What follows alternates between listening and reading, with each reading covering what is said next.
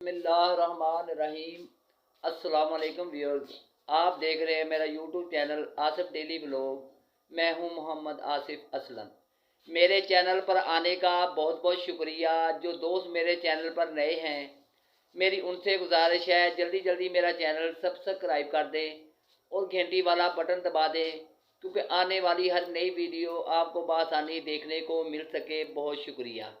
Vlog का आगाज़ करते हैं जी। जब मैंने चैनल अपना यूट्यूब पे बनाया था तो मैंने सबसे पहले अल्लाह तबारक ताला का नाम लेकर जो दोस्त पैदल हज के लिए अपना मुबारक सफ़र शुरू किया था, जिन दोस्तों ने, मैं उनकी लम्हा ब लम्हा कौन कहाँ पहुँचा लम्हा ब लम्हा आपको अपडेट देता रहा हूँ। तो आज भी ताज़ा ताज़ा अपडेट लेकर आपकी खिदमत में हाज़िर हुआ हूँ। तो पहले बात कर लेते हैं जी शहाब भाई की। जो दोस्त मेरे चैनल पर नए हैं उनकी मालूमात के लिए मैं थोड़ा सा तारुफ करवा दूँ। शहाब भाई इंडिया से एक इलाका है केरला, केरला से चले थे पैदल हज करने के लिए। उन्होंने पूरा इंडिया अपना पैदल हज करने के लिए सफ़र तय किया, पैदल मुकम्मल किया। फिर वो पाकिस्तान में आए, पाकिस्तान में 400 किलोमीटर का सफ़र तय किया। फिर कुछ वजूहात की बना पर वो बाई एयर ईरान चले गए जी। वो ईरान चले गए। ईरान उन्होंने अपना पैदल सफ़र जारी रखा। तो ईरान का उन्होंने अपना सफ़र मुकम्मल किया तो फिर वो इराक़ चले गए। इराक़ का सफ़र उन्होंने जारी रखा। तो आगे जब वो कुवैत का वीज़ा उन्हें आगे से ना मिल सका, तो क्योंकि कुवैत से फिर उन्होंने सऊदी अरब जाना था, रूट यही बनता था इंडिया से पाकिस्तान, पाकिस्तान से ईरान, ईरान से इराक़, इराक़ से कुवैत, कुवैत से सऊदी अरब।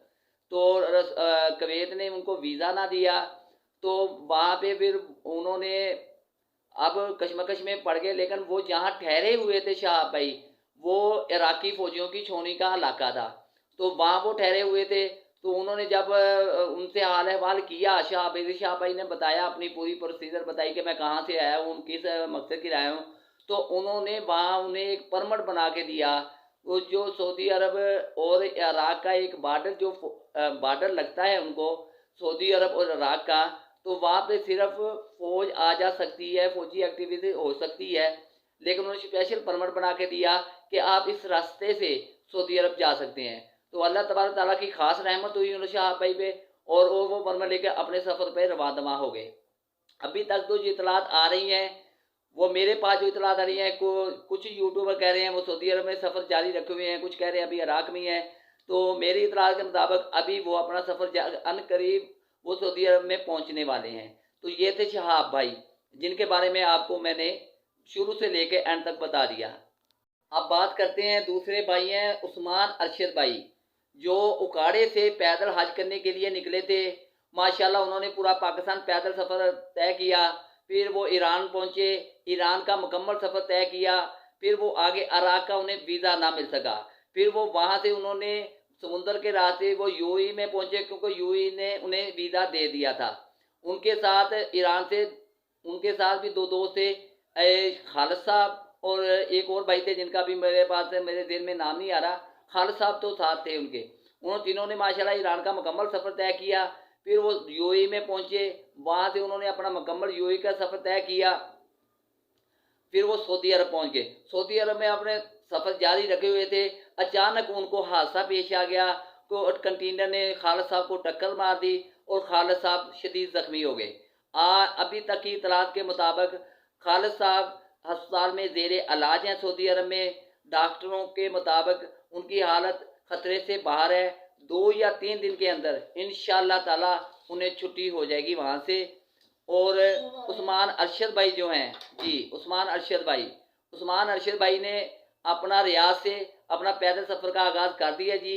आप रियाज से वो पैदल अपने सफ़र के लिए निकल हुए हैं। उन्हें अपने सफ़र का आगाज़ कर दिया है मक्का मुकरमा के लिए। तो जनाब ये थे उस्मान अरशद भाई।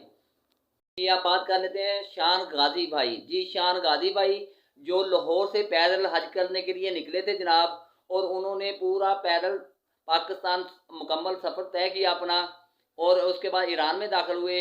ईरान का उन्होंने मुकम्मल पैदल सफ़र तय किया। फिर वो उन्हें इराक़ का वीज़ा ना मिल सका, और उन्हें यहाँ दुबई से भी वीज़ा ना मिल सका। फिर बाई एयर वो सऊदी अरब पहुँच चुके हैं जी।